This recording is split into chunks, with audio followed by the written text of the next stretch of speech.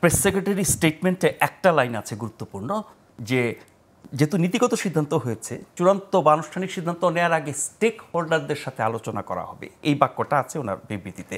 খোকন ভাই, এত গুরুত্বপূর্ণ জাতীয় নিরাপত্তা এবং মায়ানমারের যে অভ্যন্তরীণ সংকট, সেটির পাশাপাশি বহিঃশক্তির যে ভূমিকা মায়ানমারকে কেন্দ্র করে, ইউরোপ, আমেরিকা, চায়না, রাশিয়া, সেই জায়গায় আমরা এরকম অকপটে যুক্ত হয়ে যাচ্ছি বা আমরা নিজেদেরকে ঝুঁকিতে ফেলছি কোনো রাজনৈতিক দল বা নির্বাচিত সরকারের বাইরে গিয়ে কোনো একটি অস্থায়ী সরকারের পক্ষে। আপনার দলের মহাসচিব জনাব মির্জা ফখরুল ইসলাম আলমগীর সঠিকভাবেই বলেছেন যে রাজনৈতিক দলগুলোর সাথে আলোচনা ছাড়া এরকম সিদ্ধান্ত কীভাবে নেয়। এখন এটা উত্থাপিত হওয়ার পরে কি আপনি আশা করছেন যে একটা জাতীয় ভাবে? আমি ব্যক্তিগতভাবে মনে করি আমি দলের তো আছি, আমরা কিন্তু উই আর নিউট্রাল। মিয়ানমারে যে সংকট চলছিল দীর্ঘদিন থেকে, নিউট্রাল। বাংলাদেশ শুধু সাফার করতেছে, কিন্তু 12 লক্ষ লোক আমরা কিন্তু এখনো আসছে, আরো 1 লাখেরও বেশি আমরা সাফার করছি। এবং ধরেন আমাদের ওই আগাম ইয়াবাটা যেটা ড্রাগ, সেটা কিন্তু আগে এত বিশাল ছিল না, এত বিকট ছিল না। এই যে ওরা আসার পর থেকে আরম্ভ হলো, শুরু করলো। এখন বাংলাদেশে এমন কোনো গ্রাম নাই যে গ্রামে এটা মার্কেটিং নাই, এই যে ড্রাগ। তারপর আরও আসতেছে, ওখান থেকে আসতেছে। তারপরে আমরা তো সংকটে আছি, তখন জাতীয় সংকটে আছি। এখন এর মধ্যে অন্তর্বর্তী সরকার কীভাবে সিদ্ধান্ত নেয়, এটা সব জাতি এমন আশ্চর্য হয়ে গেল, জাতিকে আশ্চর্য অবাক করে দিল। আমি মনে করি অন্তর্বর্তী সরকার তো প্রস্তুতি দিতেই পারে না এত বড় সিদ্ধান্ত। এটা ভবিষ্যৎ নিরাপত্তার প্রশ্ন আছে বাংলাদেশে। আমরা কি কনফ্লিক্টে জড়ায় পড়ছি, মিয়ানমার সঙ্গে কনফ্লিক্টে জড়ায় পড়ছি, এবং এটা ধরেন আমাদের সার্বভৌমত্ব অখণ্ডতাকে ক্ষতিগ্রস্ত হবে, অনেক কিছু কনসিকুয়েন্স আছে এখানে। করিডোরে কিন্তু শুধু অনেকেই আসবে, শুধু কি ওই রোহিঙ্গারা আসা যাওয়া করবে, এখানে তো অন্যরা যাবে, বিদেশি সংস্থা যাবে, বিদেশি লোক যাবে, এমনকি ধরুন ওখানে তো মানুষ নির্যাতিত হয়ে থাকলে একটা এক্সকিউজ চলবে, ঠিক আছে, ওদের প্রটেক্ট করতে হবে, আর্ম যেতে হবে নাকি। তো আমার জাতীয় নিরাপত্তা প্রশ্ন আছে এখানের মধ্যে। আমি শুধু অন্তর্বর্তী সরকার তো প্রস্তুত দিতে পারি সিদ্ধান্ত নিতে।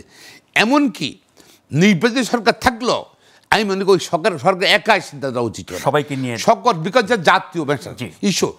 সকল নির্বাচিত সরকার থাকলে আমি তখন প্রস্তাব দিতাম যে না, সকল রাজনৈতিক দর্শক বসতে, বিকজ আবার জাতি তো দেশ বাংলাদেশ সবাই দল ভাগ হতে পারি আমরা ভিন্ন ভিন্ন, সবাই মিলে আলোচনা করে এটা আমরা কৌশল সিদ্ধান্ত নেবো।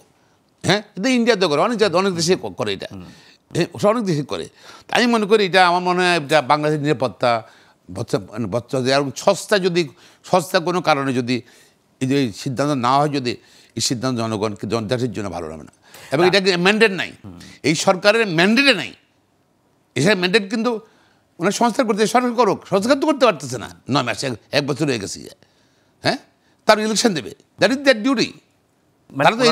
ওনারা যে অনেক কিছু করছে না, এটার বাইরে যাওয়ার অধিকার নাই। না, তত্ত্বাবধায়ক সরকার না, সেই জন্য ওনার ম্যান্ডেট নাই। কি ওনার আরো লিমিটেড, তত্ত্বাবধায়ক লিখিত আছে এই কনস্টিটিউশনে এটা করতে পারবে, ওনার তো আর লিমিটেড। আর শুনে আপনার মনে রাখতে হবে, আপনার এই সরকার কিন্তু আন্ডার দ্য কনস্টিটিউশন শপথ নিয়েছে।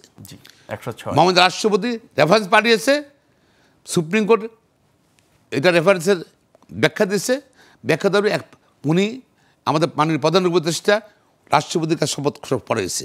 So he is working under the constitution. সংবিধানের ভিতরে করছিলেন, কিন্তু সংবিধানের বাইরে না। আপনি ধরতেন এটা তো আপনার এটা করতে পারেন না, আপনি তো এইটা নাই। কিন্তু তত্ত্বাবধায়ক সরকারের ক্ষমতার মধ্যে, ব্যবস্থার মধ্যে এটা ছিল না। ততটুকু করতে পারবে যেখানে কনসেনসাস হবে। রাইট, এখানে কনসেনসাস কী হবে, আপনি বেসিসটা স্ট্যান্ডার্ডটা কি আপনি আমার দেশ সম্বন্ধে সিদ্ধান্ত নিয়ে নেবেন আপনি। আরে ভাই, ফখরুদ্দিন সাহেব দিলেন চল 2 বছর, সেটা চলে গেছে ভাইকা। তো আমার মনে হয় না, কেন বলি এটা, যারা রাজনীতি করে most of the people accountability আছে। যারা রাজনীতি লুটপাট করে তাদের কথা ভিন্ন কথা, চুরি করে, চোর, এগুলা ভিন্ন কথা। কিন্তু যারা দেশপ্রেম, দেশকে ভালোবাসে, তারা তো এটা সহ্য করার কথা না। এটা আমার সার্বভৌমত্বের আঘাত আনতে পারে, হয়তো এই সিচুয়েশন আসতে পারে, এবং আমরা কিন্তু ইন্টারনাল কনফ্লিক্টে জড়ায় পড়তে পারি কিন্তু এই হিউম্যান করিডোর, মিয়ানমার করিডোর দেওয়ার মধ্যে। তো আমরা all consequence you have to foresee, future কী হইতে পারে, কী হইতে পারে, টোটাল মিয়ানমার কনফ্লিক্টে কারা কারা জড়িত, কোন কোন শক্তি জড়িত, কারা আয়ন সাপ্লাই দিচ্ছে, কারা অন্য অর্থ সাপ্লাই দিচ্ছে, এগুলো।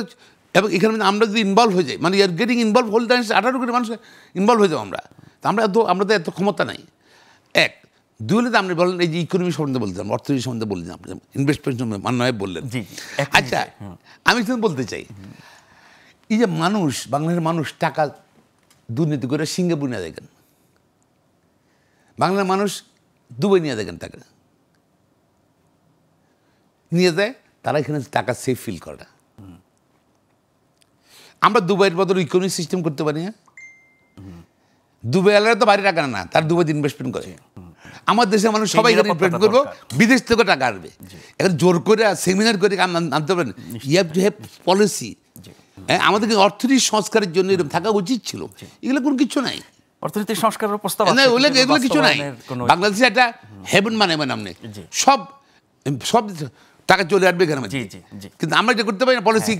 পলিসি করা এবং সেটা বাস্তবায়ন করা, অনেক ধনী রাষ্ট্র হয়ে যায়, কিন্তু আমাদের লোক টাকা রেখে দিয়েছে, আবার বিদেশে বলতে আপনারা আসেন, বৈপরীত্য একরকমের। আপনার এর উপরে পলিসি করেন।